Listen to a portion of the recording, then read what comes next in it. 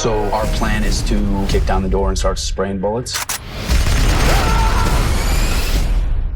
Bam. It's a bit of a challenge reviewing an Expendables sequel, as the new movie, Part 3 in the franchise, is a bit like Part 2, which in turn is a bit like Part 1.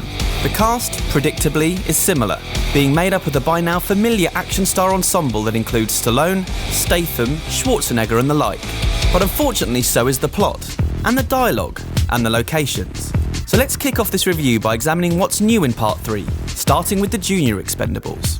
Because Stallone's character, Barney Ross, decides that it's time to retire some of the older members of his team in this instalment, and so goes on the hunt for new blood that's young, hungry, and willing to take a bullet.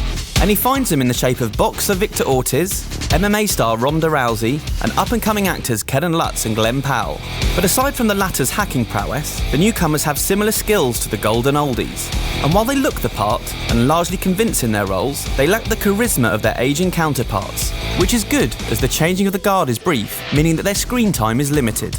Much better are some of the more mature additions to the cast. Wesley Snipes has a blast as Dr. Death, a former Expendable who is introduced trussed up like Hannibal Lecter, and who has apparently killed more people than the plague.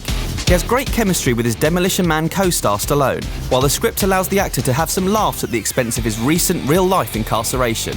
Harrison Ford also looks like he's enjoying himself as CIA man Max Drummer, his character likeably cranky and laugh-out-loud funny when he's having pops at Statham's accent and Jet Li's height. Antonio Banderas is also clearly having fun as fast-talking desperado Galgo, though like Chuck Norris in Expendables 2, it sometimes seems like he's walked in from another movie. And Mel Gibson is fine as villain Conrad Stonebanks, an arms dealer who has made billions selling weapons to warlords, and who is so quirky that he buys expensive art that he doesn't even like.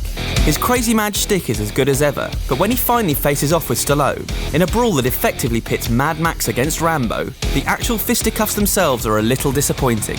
Indeed, in a post-Raid and Raid 2 world, the fights in the Expendables are somewhat pedestrian, and while it's bookended by two excellent action sequences that include a helicopter landing on a moving train and a speedboat leaping onto a moving truck, the impossible mission that makes up the middle of the movie is something of a damp squib. It doesn't help that the violence has been toned down for this instalment. Audiences don't need to see heads blown off to have a good time, but if the Expendables movies are to stay true to their 1980s action roots, the violence really does need to be of a more brutal variety. That said, the film is fun Friday night fare, and it's still a blast watching these guys get together. So for those reasons, The Expendables 3 earns an IGN score of 6.8 out of 10. But the novelty is starting to wear off, so if Stallone decides to get the team back together again for a fourth instalment, here's hoping he changes up the formula a little, or these particular action legends will be going out with a whimper rather than a bang.